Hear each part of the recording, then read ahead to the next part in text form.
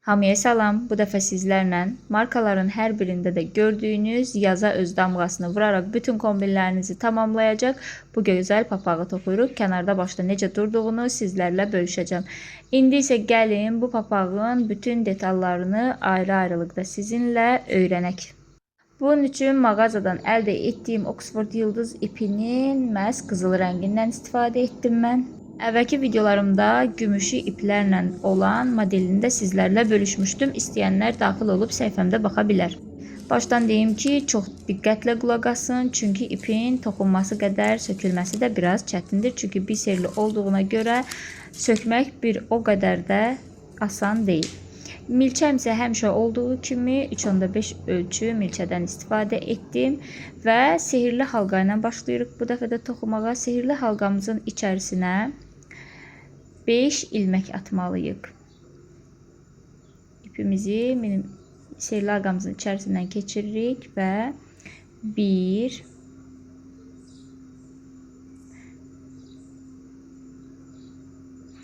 toxumağın həqiqətən də çətin olduğunu sizə başda demişdim. 1 2 3 4 və 5 ilmək çəkirik. Yenidən sehirli halqamızın içərisinə qayıdıb 1 ilmək çəkib bağlama qaydası ilə bağlayırıq və bir ləçək yaradırıq deyək. Sonra yenidən 5 ilmək çəkirik. 3 4 5 və yenidən eyni boşluğun içərisinə qayıdıb bu ilməyimizi də bağlayırıq.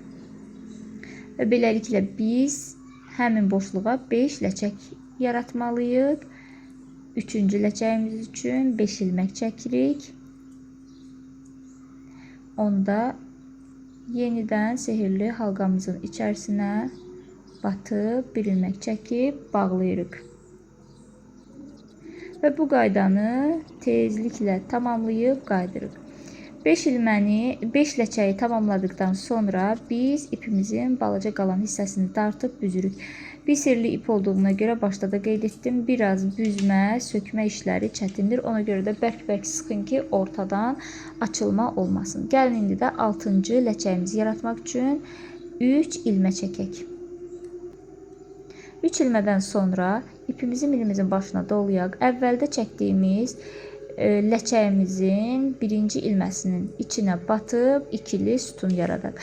Bunu ona görə edirik ki, toxumamız həmişə ləçəklərin ortası ilə getdiyinə görə ikili sütunla biz gəlib ləçəyin ortasına qalxırıq və sonuncu ləçəyimizin içərisinə işarətləyici qoyuruq. Bu bizim başlanğıc və bitiş nöqtəmizi göstərmək üçündür. Yenidən 5 ilmək çəkirik. 5 ilməyimizi qayıdıb ləçəyimizin orta hissəsindəki boşluğa, heç bir ilmənin içərisinə yox, sadəcə əvvəldə yaratdığımız ləçəyin ortasından batıb 1 ilmək çəkib həmin ləçəyin içinə bağlayırıq. Yenidən 5 ilmək çəkirik. Yenidən növbəti ləçəyin içərisinə batıb bir ləçək daha yaradırıq. 6 ləçəyimizin üzərinə 6 ləçək daha yaradıb gəlib çatırıq bizim işarətləyicimizin olduğu nöqtəyə. Yenə burada 3 ilmək çəkirik. Yenidən ipimizi milimizin başına doluyuruq və əvvəldə çəkdiyimiz ikili trabzanın ortasına batıb 1 ilmək çıxardırıq və 2 sütunlu bir toxuma edirik. Və yenidən biz gəlib çatdıq ləçəyimizin orta hissəsinə. Bu dəfə 3-cü cərgəmizdə artıq 5 yox, 6 ilmək çəkirik.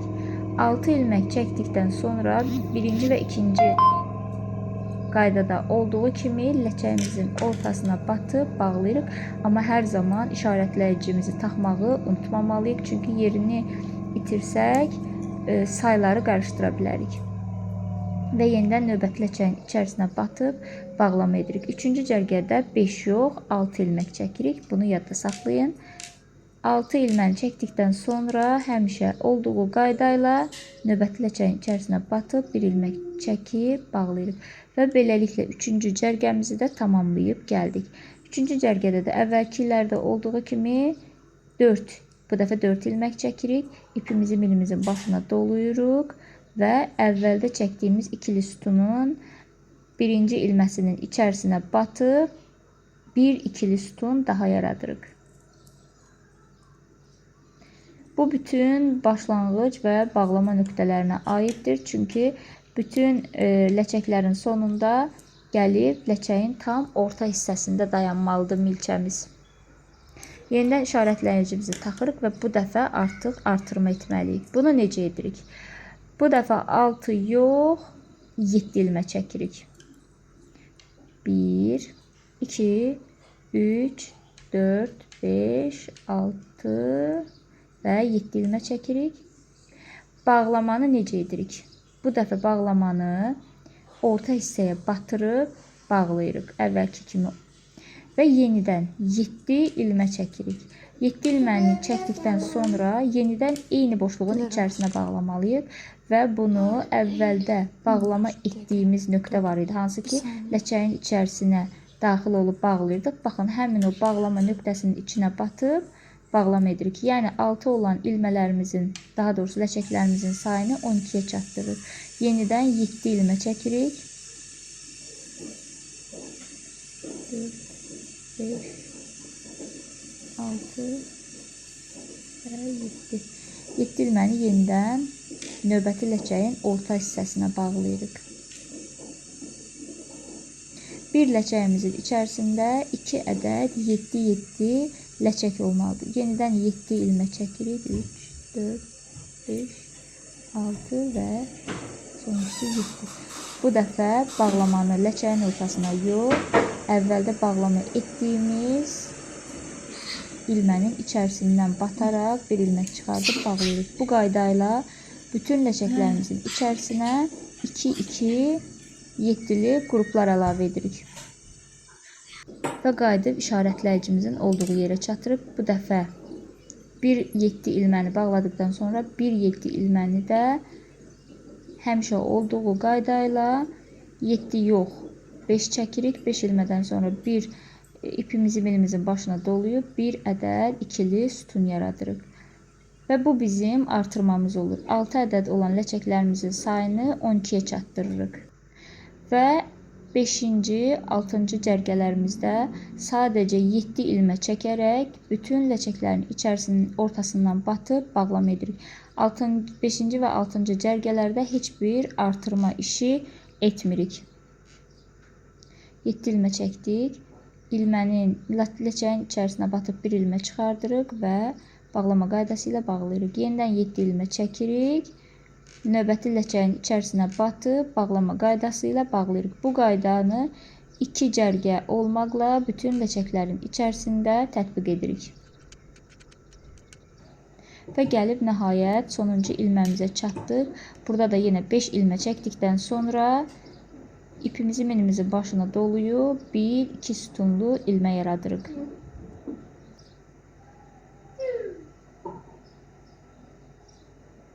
Birinci və ikinci ilməklərimizi də tamamlayıb bir ədəd 2 sütunlu ilməni yaratdıq. İşarətləyicimizi yenidən taxdıq və 7-ci sıramızda yenidən biz artırma edirik.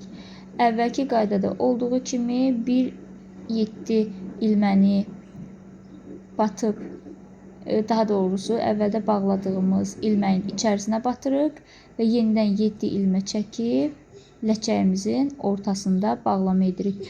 Əvvəlki qayda ilə eynidir. 7 ilmə olmaqla biz artıq 12 ləçəyimizin sayını bu dəfə 24-ə çatdırırıq. 24 ləçək bizim böyüklərimiz üçün standart bir ölçüdür.